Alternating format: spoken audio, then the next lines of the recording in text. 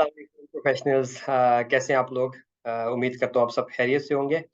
अच्छा, आज का हमारा जो डिस्कशन का सिनेरियो है वो ये है कि डायरेक्टर्स लोन को क्या इक्विटी ट्रीट किया जाए या फाइनेंशियल लायबिलिटी। एक कंपनी है, उसके डायरेक्टर ने उसको लोन दिया है और क्या अब कंपनी को चाहिए कि वो उसको एज एन इक्विटी ट्रीट करे या कब एज अ इक्विटी ट्रीट कर सकती है और कब उसको फाइनेंशियल लायबिलिटी ट्रीट करनी है। ठीक है, एक बात।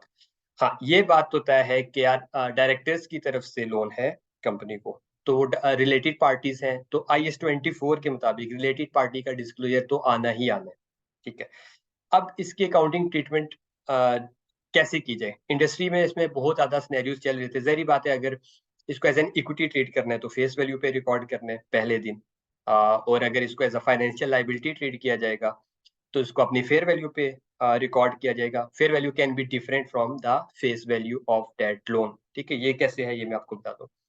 इसमें फिर आई कैप की टेक्निकल रिलीज इशू हुई TR32, उसमें कुछ सिनेरियोज एक्सप्लेन किए गए। ठीक है, तो वो वन बाय वन हम डिस्कस करते हैं कि उसमें क्या ऐसे सिनेरियोज है और कब डायरेक्टर्स लोन इक्विटी ट्रीट किया जाएगा और कब उसको फाइनेंशियल लायबिलिटी। क्योंकि मैंने आपको कहा दोनों की अकाउंटिंग डिफरेंट है। इक्विटी है तो फेस वैल्यू पे रिकॉर्ड होके खत्म, फाइनेंशियल लायबिलिटी है तो पहले वो फेयर वैल्यू पे रिकॉर्ड होगी, फेस वैल्यू पे रिकॉर्ड नहीं होगी, फेयर वैल्यू पे रिकॉर्ड होगी और फिर उसकी अमोर्टाइजेशन या जो भी एलिमेंट ट्रीटमेंट है। एक बात।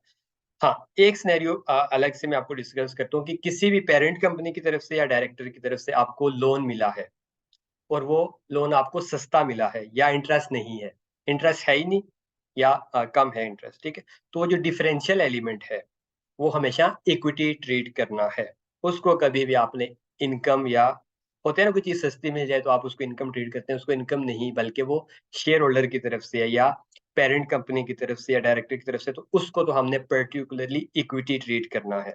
ठीक है, लेट्स सपोज आम मार्केट से आप लोन लेते तो आपको 100 का मिलता, ठीक है, उसकी प्रेजेंट वैल्यू ऑफ सारी फ्यूचर कैश फ्लोज।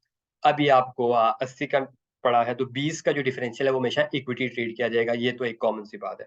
अब पाते हैं पर्टिकुलर डायरेक्टर लोन्स की मुख्तलिफ ट्रीटमेंट जो कि TR32 technical release of I cap issue हुई है, उसमें मुख्तलिफ सिनेरियोज हैं, वो डिस्कस करते हैं कि कब हम उसको एज एन इक्विटी ट्रीट करेंगे। इससे पहले हम इसकी दो बेसिक डेफिनेशंस डिस्कस कर लेते हैं। ठीक है, इक्विटी की डेफिनेशन ये है कि residual interest in the assets of the company after deducting the liabilities. ठीक है, लायबिलिटीज खत्म करने के बाद जो भी एसेट्स में रेजिडुअल इंटरेस्ट बचता है वो इक्विटी होती है। एक बात। फाइनेंशियल इंस्ट्रूमेंट्स की डेफिनेशन ये है कि इट इज अ कॉन्ट्रैक्ट जिसमें एक पार्टी का फाइनेंशियल एसेट है और एक पार्टी की फाइनेंशियल लायबिलिटी है। इसी तरह मुख्तलिफ डेफिनेशन आई के आपने डिस्कस की और उसके बाद जो कंक्लूजन किया वो इन चार सिनेरियोज में डिफाइन किया गया। ठीक है, इसमें पहला सिनेरियो ये है कि कॉन्ट्रेक्चुअल डायरेक्टर्स लोन है जो कि इंटरेस्ट फ्री है।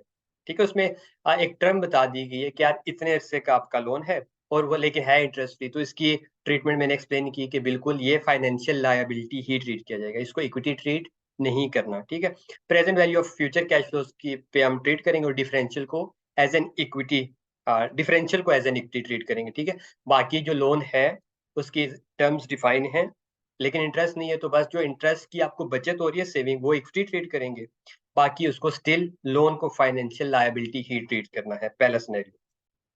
इसमें दूसरा सिनेरियो ये है कि डायरेक्टर्स का लोन है इंटरेस्ट फ्री लेकिन वो डिमांड पर पेएबल है, कोई कॉन्ट्रैक्ट फिक्स नहीं किया हुआ, किसी भी वक्त वो डिमांड कर सकता है और कंपनी को वापस करना पड़ेगा।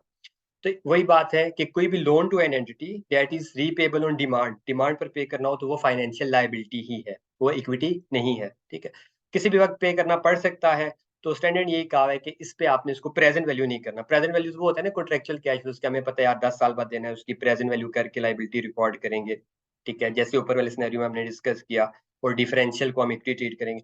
यहाँ पे वो कहते हैं किसी भी वक्त पेबल ऑन डिमांड हो सकता है, तो आपने प्रेजेंट वैल्यू नहीं करनी, बस जो फेस वैल्यू पर रिकॉर्ड होगा, जो भी फेस वैल्यू है उस पर आपने फाइनेंशियल लाइबिलिटी को रिकॉर्ड कर देना है। ठीक है, और यूजली ये करंट ही तस्वुर किया जाता है, क्योंकि इसमें टर्म डिफाइन ना हो तो हमेशा इसको करंट लोन ट्रीट करना है। दूसरा सिनेरियो। अब तीसरा सिनेरियो क्या है? तीसरा सिनेरियो इसमें बड़ा ही इंटरेस्टिंग है जो कि इक्विटी की तरफ बात लेके जाता है।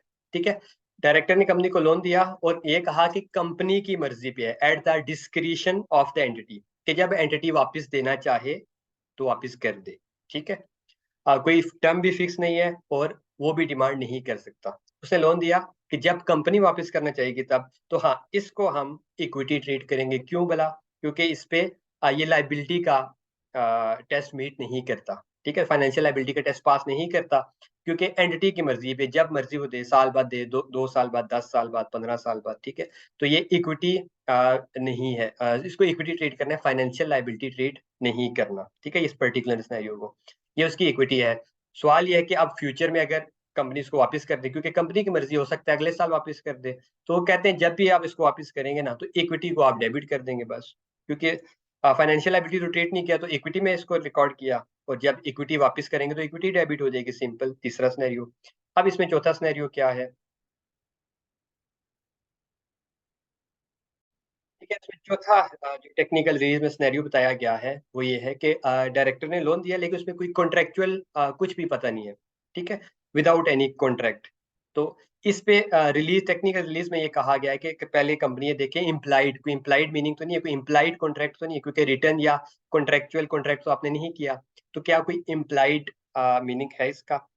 अगर तो इम्प्लाइड मीनिंग है तो उसके अकॉर्डिंगली इसकी ट्रीटमेंट होगी, लेकिन अगर कोई इम्प्लाइड मीनिंग भी नहीं निकलता कि यार कैसे पे करना है, कब पे करना है, इंटरेस्ट कैसे है, ठीक है, तो फिर इसको वही ट्रीट करें कि वो हमेशा पेबल ऑन डिमांड है, और उसकी वही अकाउंटिंग करें, ठीक है, कि डायरेक्टर किसी भी वक्त मांग सकते हैं, तो इसकी ट्रीटमेंट हमने यही पढ़ी कि किसी भी वक्त मांग सकता है, तो उसको हम प्रेजेंट वैल्यू नहीं करेंगे, ठीक है।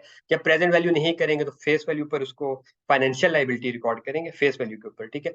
और जब कोई भी टर्म डिफाइन नहीं होती तो हम उसको करंट ट्रीट करते हैं, ठीक है, तो इसको हम करंट फाइनेंशियल लाइबिलिटी ट्रीट करेंगे, और करंट फाइनेंशियल लायबिलिटी ट्रीट करके इसको हम फेस वैल्यू के ऊपर रिकॉर्ड कर देंगे, ठीक है। तो ये 4 सिनेरियोज इसमें एक्सप्लेन किए गए थे। So I hope this has conveyed the concept. इसमें से सिर्फ एक सिनेरियो ऐसा है कि जब कंपनी की मर्जी हो कि आज जब मर्जी आपका दिल है वापस कर देना, तब इक्विटी ट्रीट होगी, वरना तीनों बाकी सिनेरियोज में इसको फाइनेंशियल लायबिलिटी ट्रीट करना है। So thank you so much for watching. Good bye, take care.